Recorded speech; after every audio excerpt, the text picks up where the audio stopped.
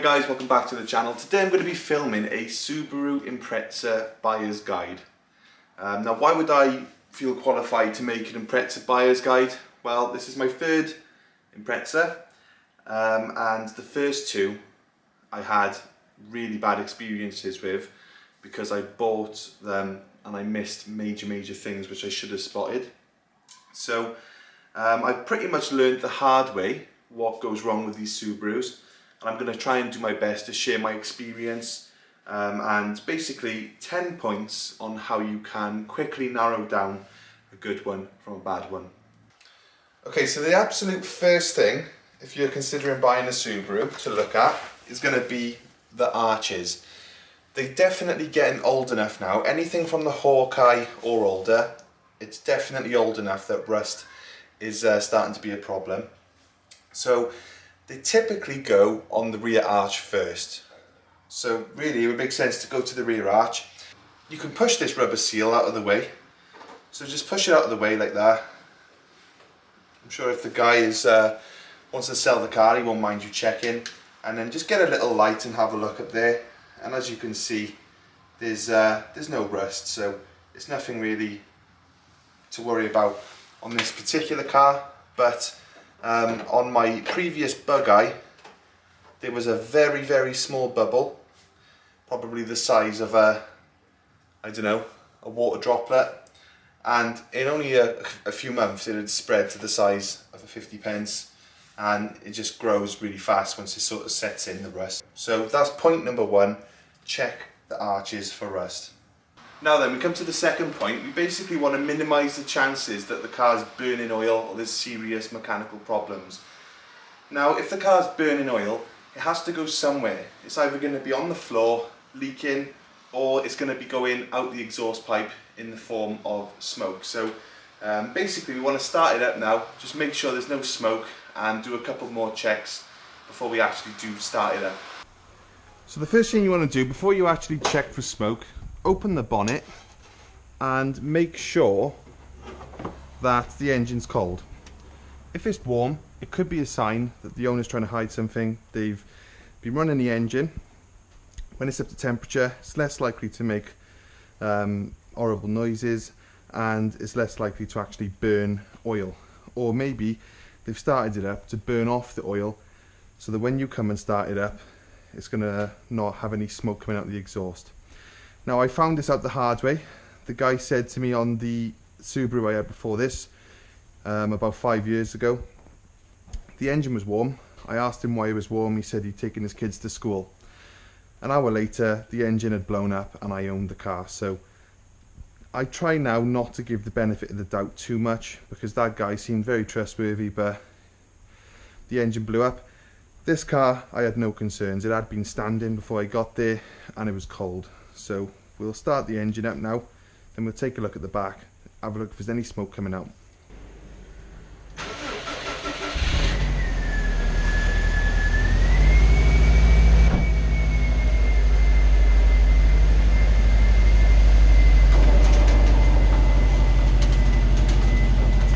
So there's no abnormal smoke. This blue, that's oil. This is just normal smoke what you get on every car.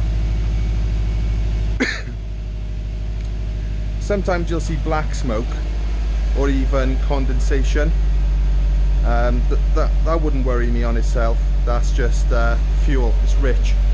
But my Evo used to have black smoke. It's just a sign that the AFRs are running rich, and on these cars they do tend to run quite rich, so black smoke is relatively normal if you run in a D-Cat.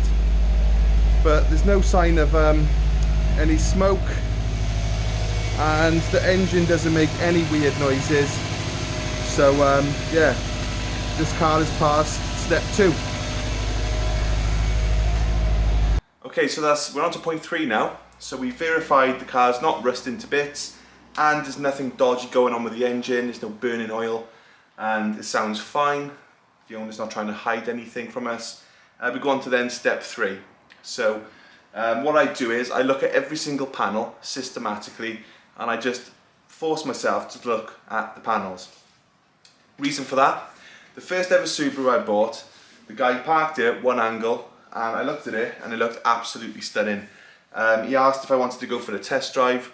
I jumped in the passenger side, we went for a test drive. I got out, looked at the same side of the car, and then I bought the car.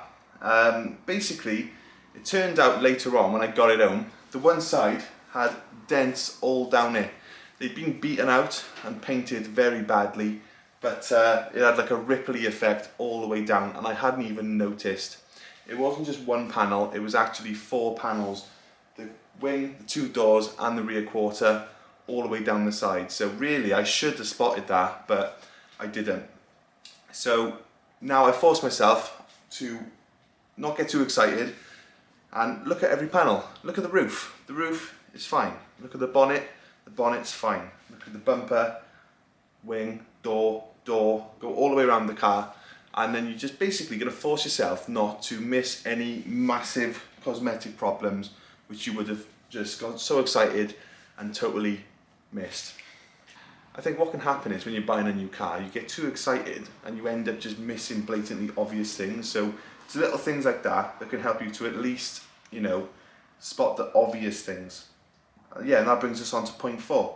Have a look for signs of spray painting. Now, if the car's been resprayed, quite often, if they're not a very good paint shop, which unfortunately my Evo, I went to a bit of a cowboy paint shop on that, not realising, they'll paint a panel, but they won't blend it. So you might have a lovely black bonnet, but from a certain angle, it could be a completely different shade of bonnet, for example, and that will really, really bug you. So just go around the car and have a look if any of the bumpers or the wings, they stand out from a mile off, like they've been painted, but to a low quality.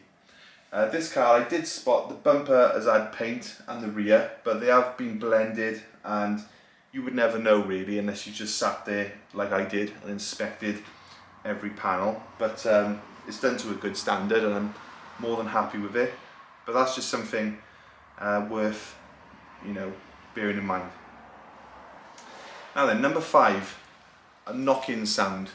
Why do I say a knock-in sound? Well, the engine on these cars is a flat 4, so due to engineering reasons, they had to have quite small main bearings, so they are prone to having a knock-in bottom end. Sometimes if the bottom end is starting to go, you might get 1,000 miles out of it before it actually fails.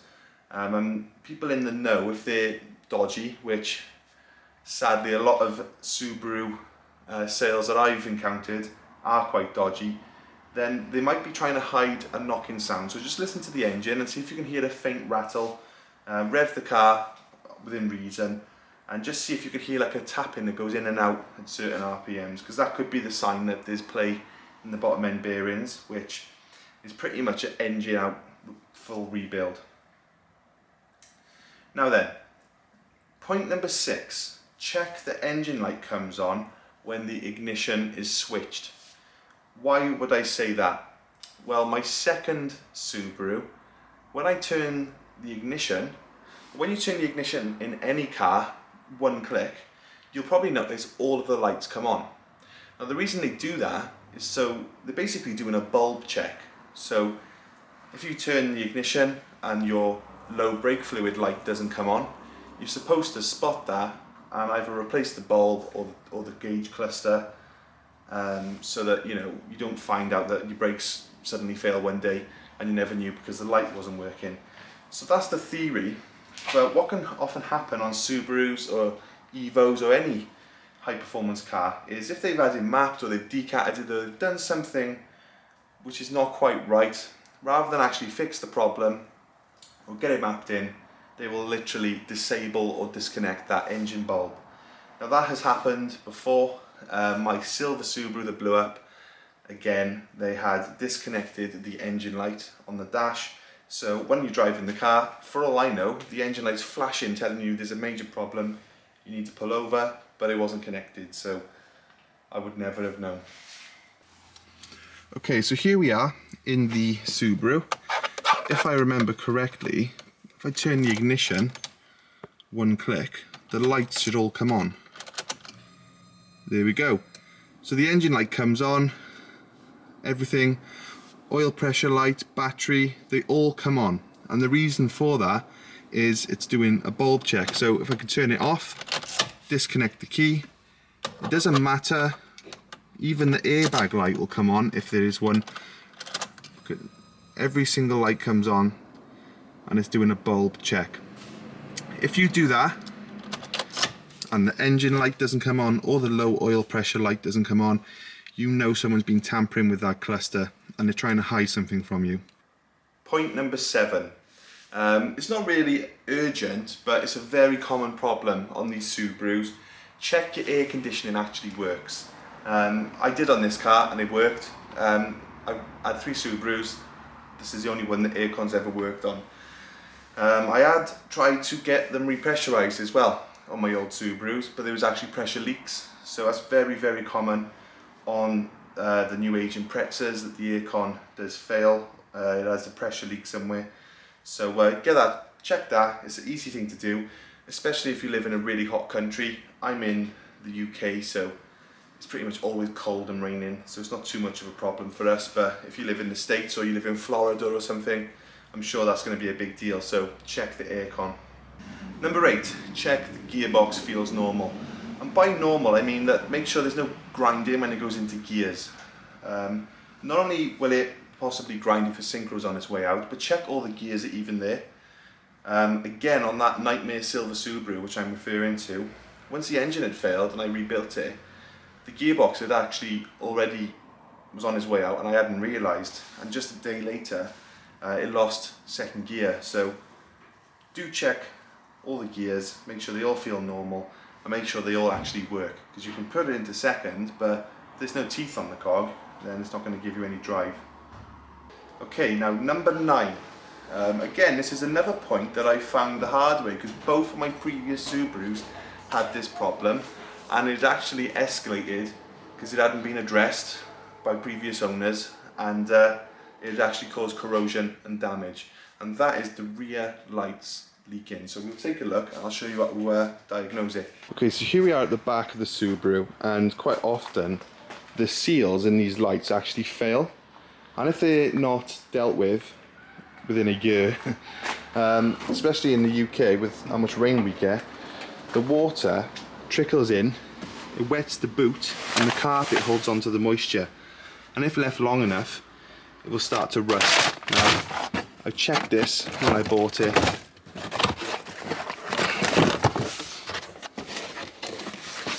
and it's all dry. In the past I've literally had Subarus where that has turned into a wet mush because it's so rotten, and again I hadn't spotted it until I had already bought the car. If it does go wrong, it's not the end of the world. You just got to replace the seal on the tail lights, but it's not something that you can ignore. And it looks like here they have been siliconed. I think they're silicone from factory just to catch the water, because there used to be a rubber seal down there and the water would trickle down, and it was just a matter of time before it failed. Now, on the topic of rubber seals failing, this is our 10th and final point for this Subaru, and that is the window seals on the car. They're quite a common problem and they're quite expensive for what they are, and I'll show you why. The Subaru is actually what you will call a pillarless door. So they have a door and then they have a window, and then the window actually seals against the chassis here. So if these are damaged, you're not just going to get a trickle of water, you're going to get loads and loads of rainwater into the interior of the car, and obviously that's going to cause problems. So just check that there's no damp inside the car, and if it is damp, it's probably being caused by these seals. Now, on my first ever Subaru, they were gone. They were actually ripped and they were quite obviously damaged.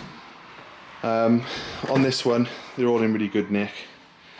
Obviously the guy who I bought it off, he's really looked after this car, so yeah, it passed all my 10 steps.